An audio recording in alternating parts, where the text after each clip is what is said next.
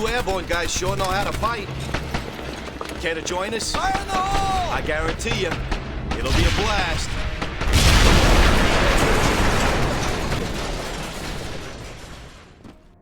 Medal of Honor Airborne was the end of an era. The era of classic Medal of Honor.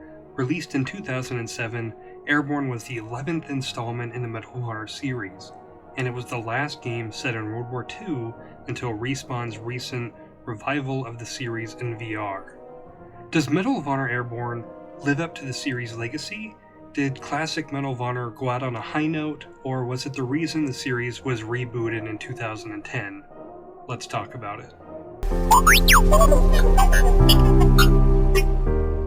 Development of Airborne started in late 2004 when the game designers wanted a new game that would really revolutionize the Medal of Honor scene.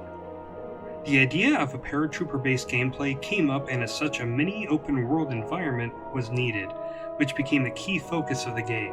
World War II shooters at the time were everywhere, many different series vying for attention. That did cause the market to be saturated with a lot of shooters that on the surface appear to be very similar. 2007 was also the year a little game called Call of Duty 4 Modern Warfare would completely change the first-person shooter market. Medal of Honor Airborne released a few months before Call of Duty, in September that year for Xbox and PC, and later in November for PS3. It received pretty decent reviews, nothing that was overly glowing.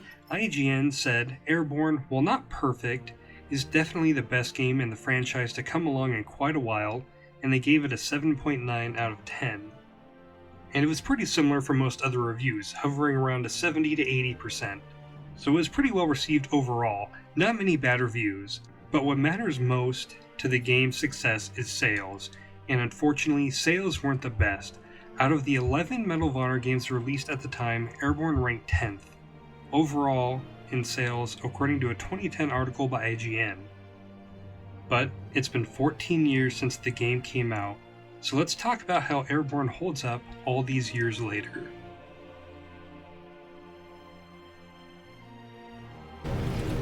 Hey, guys! I got a good one.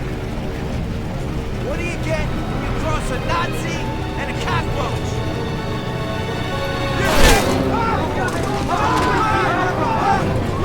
You will take part in 6 different missions from Italy to Germany.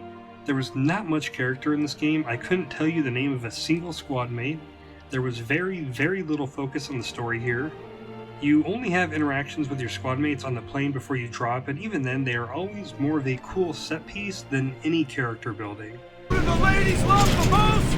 Airborne! Who do the Nazis fear the most? Airborne! Yeah! Now this is where the game shines brightly. The gameplay here, while being a first-person shooter, feels very unique in the saturated market. Firstly, jumping out of the plane is great. There's a bit of strategy involved. Do you land in the safe zones, or do you risk landing near an objective and getting lit up like a Christmas tree?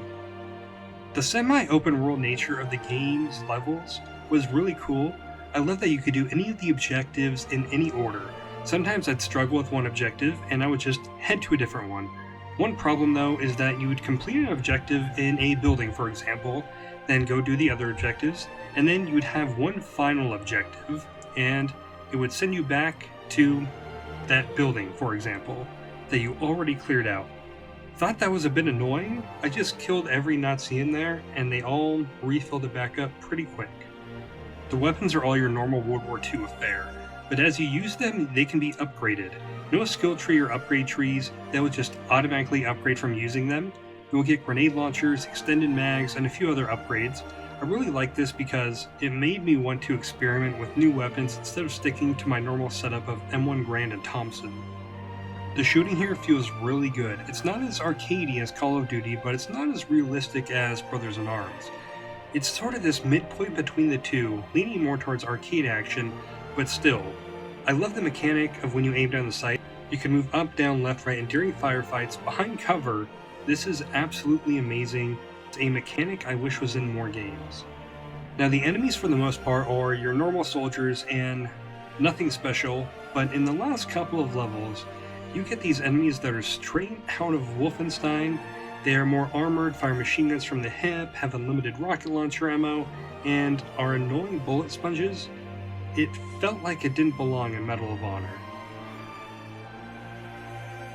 The game still looks good, all the weapons and environments look great, the explosions look cool, some faces do look a bit dated, but for 2007, this was definitely a good looking game, with some nice draw distances when you are high up or when you first jump out of a plane.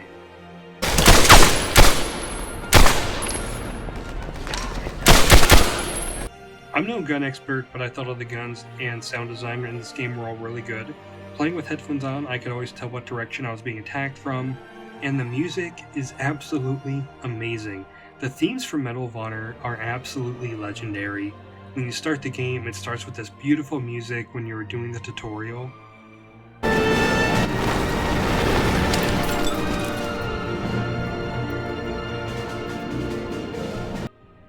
I enjoyed all the levels in the game. The first 3 were my favorite, and the only one I borderline dislike would be the last level on the evil Nazi Death Tower. One, it felt like Wolfenstein again, way too many machine gun dudes. I kept getting lost and trying to figure out how to go downstairs, or upstairs, or sometimes finding an obscure elevator. Your AI squad mates are pretty useless also. It feels like you are the only one doing anything. You'll see them kill the occasional Nazi, but this game feels more like a one-man army type of game. Part of that might be the lack of any character or banter between the characters. Checkpoints are also pretty unforgiving. If you die, you'll redeploy in the plane, and when you do, all the enemies you killed will respawn and any weapon upgrades you got will be gone. It can be very frustrating, and there will be times where you get stuck and keep replaying over and over the same section until you finally beat it. Having replayed the same section several times, that can add up to an hour or more depending on the difficulty. The difficulty I felt was very well balanced. It gets progressively harder, which most games should do, but the difficulty can be a bit unfair. I was hit several times from people behind walls, or I died once completely randomly and I have no idea why.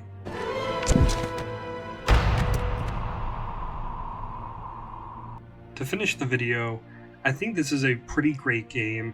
While it definitely has its drawbacks, I think it gets all the basics done very well. The gameplay is fun and addicting. If you're in the mood for a good World War II shooter, where the gameplay is great, this game is for you. After Airborne, Medal of Honor didn't show up again until 2010 for the reboot. A game that followed in Call of Duty shoes and jumped to the modern combat. The game received one sequel, then the franchise was effectively dead.